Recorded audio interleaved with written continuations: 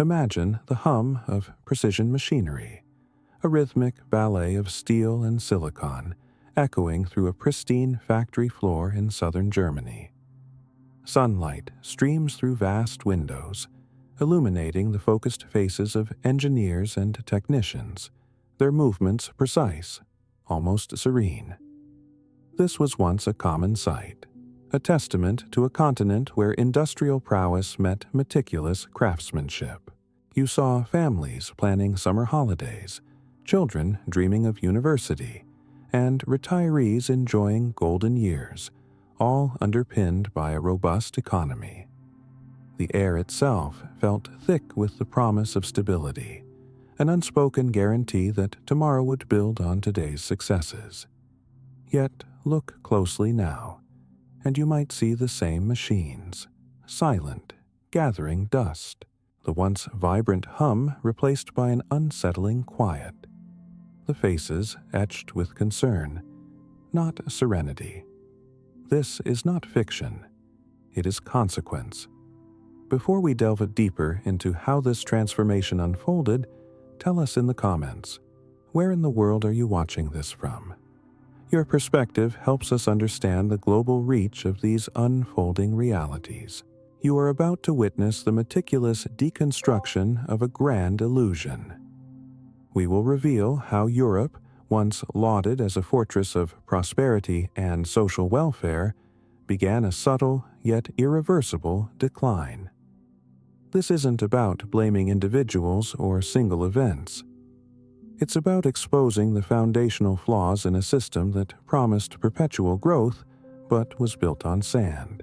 Few dare to speak of this truth because it challenges deeply ingrained beliefs and comfortable narratives. But understanding it is crucial. We will show you precisely how decades of seemingly rational decisions led to an outcome few predicted, yet one that was entirely inevitable. For decades, Europe truly believed it had engineered a self-sustaining perpetual motion machine of prosperity. After the Cold War, a powerful industrial base, expansive welfare states, and the unifying euro created an unprecedented era of stability. This system worked because it tapped into a perceived peace dividend, leveraging globalized trade and open borders. Factories hummed with cheap, reliable energy, primarily from Russia, fueling industries that produced world-class goods. Everyone benefited. Businesses expanded, workers enjoyed secure jobs, and governments funded generous social programs. The implicit promise was clear: work hard, innovate, and the system would reward you with a secure, improving future. It felt like an unbreakable covenant between effort and reward, a bedrock of societal trust. If you're finding this analysis insightful and want to understand the deeper truths no one else fully explains, consider subscribing. We consistently break down complex global narratives into actionable understanding. Meet Anna Müller, 46, a lead engineer in a German precision manufacturing firm. Every morning, she drives past the familiar landscape of orderly fields and small towns, her mind already on the intricate problems awaiting her at the factory. Anna embodies the European middle-class dream. She meticulously earned her engineering degree, secured a stable, respected position, bought a modest home, and raised a family. Her pride isn't just in her technical excellence, but in her contribution to Germany's industrial heart, the very engine of European prosperity. She believed implicitly that her diligent effort, combined with the continent's robust economic framework, guaranteed a secure future, not just for herself, but for her children. This sense of unyielding stability, however, was built upon foundations that, while appearing solid, had never been truly tested. The reliance on cheap Russian energy, for instance, wasn't seen as a risk but a strategic advantage, a cost-cutting measure bolstering competitiveness. Similarly, the deep integration into global supply chains, outsourcing production to distant lands, was hailed as peak efficiency. These decisions, rational at face value, were like building a magnificent house on a vast, intricate network of invisible pipes, assuming the flow would never cease. No one questioned the source, only the immediate benefit. This era of confidence, in hindsight, was a period of accumulating subtle vulnerabilities, hidden beneath layers of perceived success. This was the unchallenged paradigm, a seemingly perfect harmony of market forces and social responsibility, where Europe stood as a global beacon. But beneath the surface, the seeds of future instability were already sown. The continent's industrial might, its social safety nets, its entire way of life, became unknowingly tethered to external currents and a geopolitical calm that was, in fact, a temporary lull.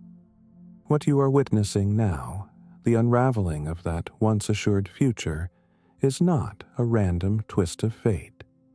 It is the undeniable consequence of choices made, of assumptions left unexamined, and of a structural model that has finally reached its breaking point. The truth of its fragility is now undeniable. The initial crack in this seemingly flawless European edifice emerged from what seemed, at the time, an undeniably rational pursuit: efficiency. Driven by the relentless imperative of global competition and the allure of cost reduction, Europe's leaders and industrialists made a series of pivotal decisions. They embraced deep integration into global supply chains, outsourcing production of countless components to distant lands where labor was cheaper and regulations less stringent. Crucially, they doubled down on an abundant, ostensibly stable source of energy: Russian natural gas. This wasn't seen as a gamble, but a pragmatic, modern strategy, a shrewd economic calculation designed to bolster competitiveness and fuel an ever-expanding industrial base. It appeared to be the smart, inevitable path forward, a testament to Europe's ability to adapt and thrive in a new global order. The immediate rewards of these choices were intoxicating. Factories across the continent, now unburdened by the highest energy costs or the full weight of domestic labor, hummed with renewed vigor. Exports surged, inflation remained subdued, and European products maintained their competitive edge on the world stage. It felt like a triumph of economic foresight, a new golden age where everyone benefited from this globalized efficiency. This period, flush with apparent success, cultivated a dangerous complacency. The architects of this system believed they were optimizing for prosperity, unaware that each outsourced component, each cubic meter of cheap gas, was subtly weaving a tapestry of hidden dependencies. They were building a magnificent structure, but its foundations were increasingly anchored in distant, unstable ground, an invisible error accumulating beneath layers of perceived strength. Concurrently, another set of seemingly benevolent decisions further shaped the continent's destiny: the ambitious project of the euro and the continuous expansion of generous welfare states. The single currency, introduced with promises of frictionless trade and internal market stability, aimed to forge an unbreakable economic union. Alongside this, governments continued to bolster social safety nets, guaranteeing healthcare, education, and pensions, solidifying a uniquely European social contract. These policies, too, were hailed as progressive, ensuring social cohesion and a dignified life for all citizens. They fostered a collective sense of security, reinforcing the illusion that Europe had found the perfect balance between market dynamism and social responsibility. Anna, like millions, saw these as pillars of her stable life, the very guarantees that made her hard work worthwhile and her future predictable. Yet, beneath this veneer of stability, these rational decisions were quietly installing the very mechanisms of future vulnerability. The deep integration, the reliance on external energy, the one-size-fits-all currency, and the expanding welfare state all became long-term bets on a perpetual geopolitical calm and an unchanging global order. It was like building a complex machine where every part relied on an external, unseen power source, assuming it would never falter. For Anna, the first faint echoes of dissonance began to surface, not as a crisis, but as subtle shifts. A new, slightly higher quote for a critical component from an overseas supplier, or an unexpected 3-week delay on a vital shipment. Minor inconveniences, perhaps, but they were tiny cracks in the previously seamless flow, hinting at an underlying fragility. If you're finding this analysis insightful and want to understand how seemingly correct decisions can generate profound, long-term consequences, consider subscribing and leave a comment below with your thoughts. Your engagement helps us reveal these deeper truths. The problem, however, was never isolated to single delays or minor cost increases. It was structural. The relentless pursuit of efficiency had inadvertently begun to hollow out Europe's domestic industrial capacity in crucial sectors, shifting core competencies and jobs abroad. This erosion wasn't immediately apparent, masked by overall economic growth, but it meant that Europe was slowly losing the ability to produce essential goods independently. The critical energy dependence on a single, increasingly unpredictable supplier evolved from a competitive advantage into an existential risk. Europe was dismantling its own strategic self-sufficiency, bit by bit, believing the global market would always provide, always remain stable. The consequences of the Euro project and the welfare state expansion also began to accumulate, like invisible pressure points. Without a corresponding fiscal or political union, the single currency imposed a rigid monetary policy that couldn't adapt to the diverse economic realities of member states. This led to divergent performances, exacerbating imbalances and stripping nations of tools like currency devaluation to adjust to economic shocks. Simultaneously, generous welfare provisions, while noble, faced unsustainable demographic pressures. Aging populations and declining birth rates meant fewer workers supporting more retirees, leading to spiraling labor costs that outpaced productivity gains. The promise of an unbreakable social contract was quietly being strained, placing an immense, silent burden on the system. For Anna, the once unquestioned logic of the system began to fray. Her company, a paragon of German precision, found itself increasingly vulnerable to these unseen forces. Projects that once flowed smoothly were now stalled by unpredictable supply chain disruptions. Not from lack of effort on her part, but from distant, unmanageable events. Budget cuts, once rare, became a frequent topic in management meetings, impacting her team's ability to innovate.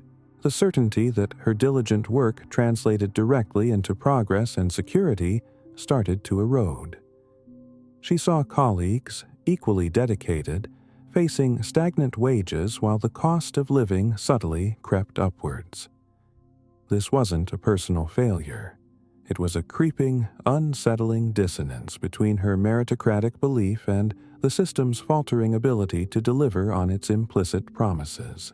The tension mounted as it became undeniably clear that the problems weren't isolated incidents or temporary blips in an otherwise robust machine. They were systemic, deeply embedded consequences of choices once hailed as genius. Europe, in its pursuit of an idealized efficiency and a harmonious social model, had unknowingly traded resilience for short-term gain, strategic autonomy for perceived economic advantage. The system that once guaranteed a secure future for people like Anna was quietly, almost imperceptibly, beginning to break its covenant. This silent rupture wasn't a thunderclap, but a series of soft, continuous tremors, gradually undermining the very foundations of European prosperity, setting the stage for an inevitable reckoning that few were prepared to acknowledge. The geopolitical tremors of the 2020s did not merely shake Europe. They violently tore open its carefully constructed facade of invulnerability. The Russia-Ukraine war, a conflict once deemed geographically distant, instantly morphed into an economic catastrophe on the continent's doorstep, proving the continent's profound strategic miscalculation. You witnessed, in real time, the weaponization of energy supply, transforming what was once a pragmatic economic advantage, cheap Russian gas, into an existential threat of staggering proportions. The pipelines that had fueled industries and warmed homes for decades became conduits of crisis, their flow manipulated for political leverage.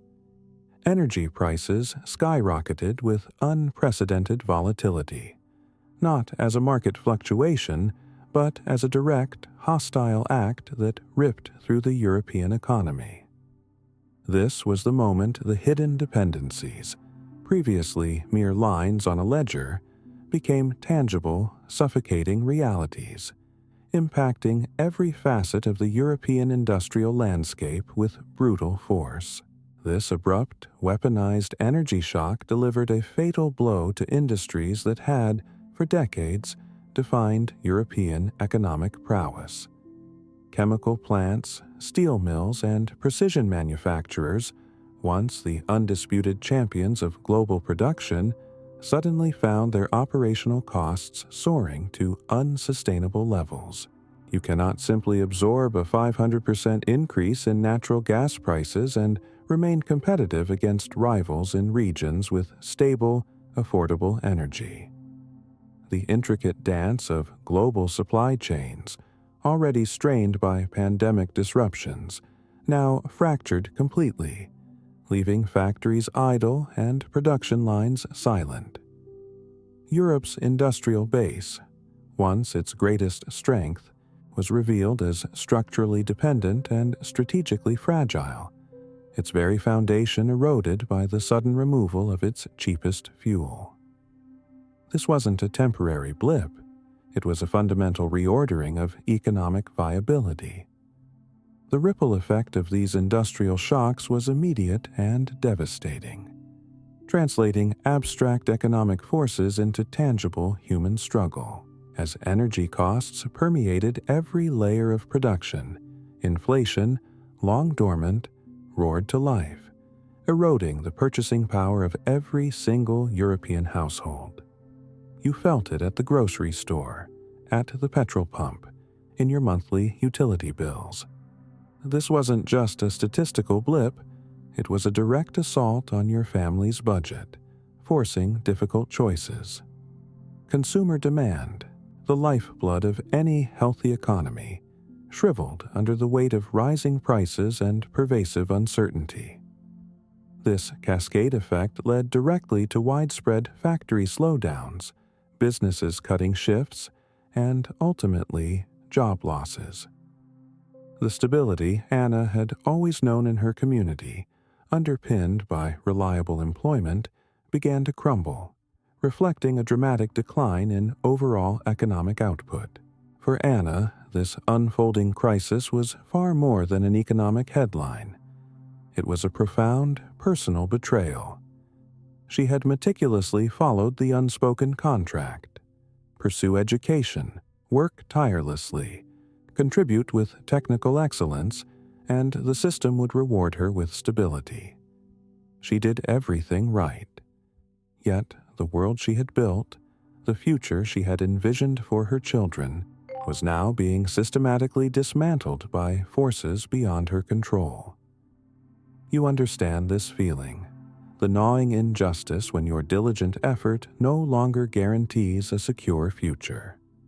Her belief in meritocracy, once an unshakable pillar of her identity, began to crack under the relentless pressure of a system that no longer honored its implicit promises. The bedrock of her professional pride, her contribution to Germany's industrial heart, felt increasingly irrelevant in the face of such overwhelming structural decay. The despair deepened as Anna watched her company, once a paragon of German precision manufacturing, grapple with crippling energy costs and an unprecedented decline in orders.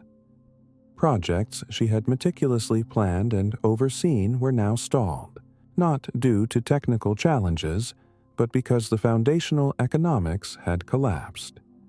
You see the stress in her eyes, the silent worry that replaces her usual professional confidence.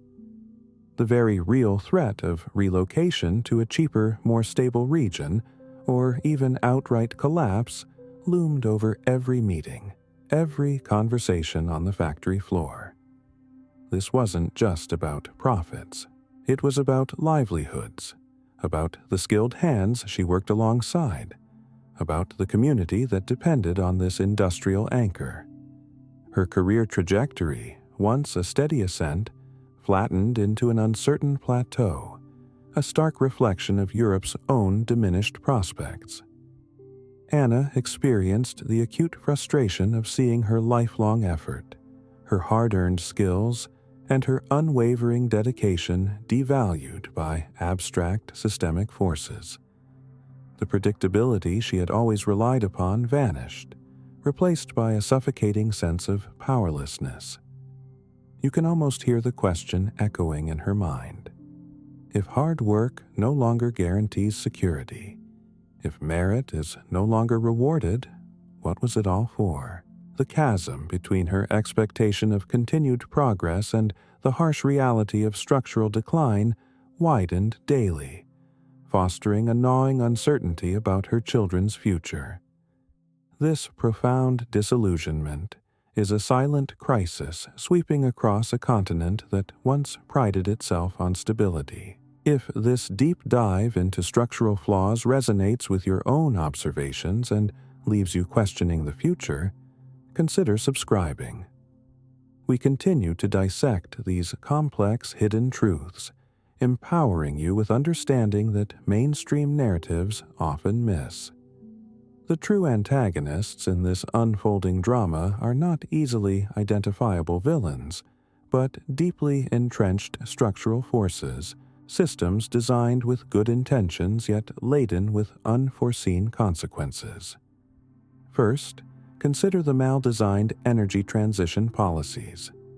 Europe embarked on an ambitious, often lauded path of rapid decarbonization, a noble goal, yet it did so without robust baseload alternatives or a truly strategic vision for energy independence. You prioritized ideology over pragmatic resilience, prematurely dismantling reliable power sources while failing to build adequate, secure replacements. This created a profound, self-inflicted vulnerability, leaving the entire continent utterly exposed when the external energy tap was suddenly tightened. The decision to rush towards a green future without a stable, diversified bridge created the very chasm now engulfing its industries. Compounding this vulnerability were the excessive regulatory burdens and pervasive bureaucratic inertia, both at national and EU levels. You witnessed a system stifling innovation and increasing operational costs for businesses, slowing their ability to adapt to a rapidly changing global landscape. Every new directive, every additional layer of red tape, chipped away at competitiveness, making it harder for companies like Anna's to thrive.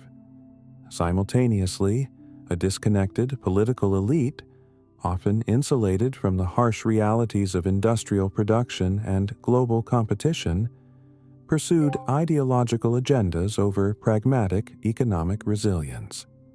They failed to anticipate the accumulating vulnerabilities, choosing instead to double down on assumptions of perpetual peace and stable supply. This detachment meant critical warnings were ignored, and necessary strategic shifts were postponed, leaving Europe unprepared for the inevitable shock. Further exacerbating the crisis were the asymmetric financial systems within the Eurozone, a project designed for unity, but creating unforeseen divisions. You imposed a one-size-fits-all monetary policy on vastly diverse economies, stripping individual nations of essential tools, like currency devaluation, to adjust to economic shocks. This exacerbated imbalances, creating a structural rigidity that amplified every downturn. And finally, the overarching antagonist, Europe's over-reliance on external dependencies. What began as a rational pursuit of cheap Russian energy and efficient global supply chains transformed into critical strategic vulnerabilities. You believed in the unwavering stability of global markets, but that belief proved to be a dangerous illusion, exposing the continent's industrial heart to the whims of geopolitics and distant disruptions. The critical decision point, or more accurately, the series of missed opportunities that became irreversible, was Europe's collective failure to strategically diversify its energy sources and rebuild industrial resilience in the decade preceding the 2022 energy crisis. You had ample warnings, geopolitical tremors signaling the increasing fragility of global supply chains and the volatile nature of relying on a single, autocratic energy supplier. Yet, the continent doubled down on its dependencies, prioritizing short-term cost efficiency and ideological commitments over long-term strategic security. Coordinated, massive investments in domestic renewable energy, nuclear power, and diversified global gas procurement. Before, the crisis hit were not made. Policies to reshore critical industrial production, to regain strategic autonomy, were ignored due to political complacency, the illusion of perpetual peace, and bureaucratic inertia. Once the energy crisis fully manifested, Europe's options became severely limited. It was forced to make reactive decisions under duress, with diminished capital and fragmented political will, solidifying a structurally embedded loss of industrial competitiveness that became irreversible. You are now witnessing the stark, undeniable validation of this thesis, playing out in real time across the European industrial heartland. Major industrial players, once the titans of global manufacturing and cornerstones of the continent's economic identity, are no longer merely struggling. They are actively dismantling their European footprint. Chemical giants like BASF, steel behemoths such as ArcelorMittal, and countless precision manufacturers have publicly announced significant production cuts, the closure of long-standing factories, or perhaps most tellingly, plans to shift their investments and entire operations to regions with lower, more predictable energy costs and less restrictive regulatory environments. Consider the United States with its revitalized industrial policy, or the burgeoning markets of Asia, now offering a more stable and competitive landscape. This is not an accident of fate, but the logical, unavoidable outcome of a system that traded strategic autonomy for a phantom efficiency. This industrial exodus is merely one facet of a broader, more insidious shift. Look closer, and you will observe a palpable acceleration of what is often euphemistically termed brain drain. Skilled young professionals, the very intellectual capital essential for innovation and future prosperity, are voting with their feet. Disillusioned by diminishing opportunities, stagnant wages that fail to keep pace with soaring living costs, and a pervasive sense of economic precarity. They are emigrating to other continents, seeking the stability and upward mobility that Europe once guaranteed. Simultaneously, hard economic data confirms what you instinctively feel: a persistent decline in productivity growth, real wages that consistently lag behind inflation, and a widening chasm in per capita GDP growth when compared to global competitors. This is not a temporary blip, it is the irreversible bleeding of talent and economic vitality, a silent hollowing out of a once vibrant future. The cumulative effect of these structural dislocations is a tangible, irreversible shift in the standard of living for millions across Europe. The social contract, that implicit promise of a dignified life earned through hard work, has been fundamentally altered. You see it in the rising tide of energy poverty, where families struggle to heat their homes or keep the lights on, a stark contrast to the continent's once assured prosperity. Access to quality social services, long a hallmark of the European model, is being incrementally reduced, stretched thin by escalating costs and diminishing public coffers. A pervasive sense of economic precarity now hangs heavy in the air, replacing the former confidence with a gnawing uncertainty. This isn't just a statistical downturn, it's a redefinition of what it means to be European, a lowering of expectations that few would have imagined just a decade ago. The illusion of perpetual stability has shattered, leaving behind a stark, colder reality. If this current trajectory continues, the systemic consequences will be profound, etching themselves into the very fabric of society for generations to come. Future generations, your children and grandchildren, will not inherit the prosperous, stable continent their parents enjoyed. Instead, they will face a future marked by diminished economic prospects, a crushing burden of higher public debt, and severely reduced social mobility. The quality of life once taken for granted will become a distant memory, replaced by a constant struggle to maintain basic standards. Europe's global role will irrevocably shrink, transforming from an economic powerhouse and an agenda setter on the world stage into a mere regional player, increasingly reliant on the security umbrella of the United States and irresistibly drawn into the economic gravitational pull of burgeoning Asian markets. This is the inevitable future you are being shown, a future where influence wanes and autonomy erodes. If this meticulously crafted narrative has opened your eyes to the profound structural shifts reshaping our world, and if you believe that understanding these complex truths is essential for navigating what comes next, then you must subscribe. We are here to continuously dissect these unfolding realities, connecting the dots that others miss, and providing you with the clarity needed to understand the future as it forms. This transformation signifies a permanent loss of strategic autonomy, a continent no longer dictating its own terms, but reacting to external pressures. Its influence in global governance, once robust and assertive, will inevitably wane, reduced to a whisper where it once roared. Economically, the continent is likely to experience prolonged stagnation, a slow but relentless deindustrialization, as its foundational industries continue to migrate or simply cease to exist. This will be accompanied by a widening technological gap, as innovation struggles to flourish in an environment of high costs and diminished investment. You are witnessing the recalibration of a continent's place in the world, a descent from global leadership to a more constrained, reactive existence.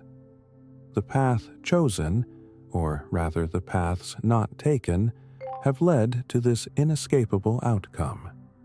Socially, the erosion of the welfare state will become undeniable, a painful unraveling of the safety nets that once defined European compassion. Rising inequality will exacerbate internal tensions, creating deeper societal rifts and potentially leading to political fragmentation, as different factions vie for dwindling resources and influence. The very concept of the European social model, once a beacon of shared prosperity and collective well-being, will undergo a fundamental, irreversible transformation. It will shift from a model of upward mobility and collective advancement to one of managed decline, where the focus is no longer on growth, but on allocating scarcity. This is not a prediction of chaos, but a sober assessment of an inevitable transition, a profound redefinition of communal life. This story, the meticulous deconstruction of Europe's decline, teaches a crucial, universal lesson. Prosperity, built on unaddressed structural vulnerabilities and external dependencies, is inherently fragile. It exposes the high price of complacency, the dangerous illusion that complex systems, once established, are immutable and immune to change. Europe's journey, from an industrial powerhouse to a continent grappling with managed decline, reveals a pattern that extends far beyond its borders. It demonstrates unequivocally that even the most robust structures, those built on decades of success and confident assumptions, will ultimately crumble when their foundational premises are challenged and critical flaws are left unaddressed. This is not just Europe's story. It is a blueprint for understanding the fragility of any system that ignores fundamental truths. You should care deeply about this narrative, not because it offers comfort, but because it offers clarity. This is not merely an account of European economic woes.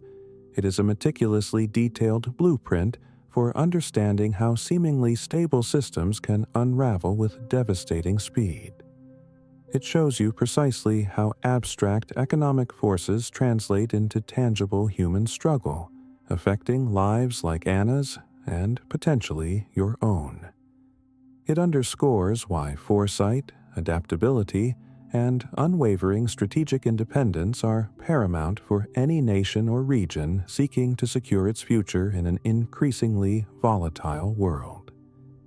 As you reflect on these truths, remember that understanding these underlying currents is not just knowledge, it is power.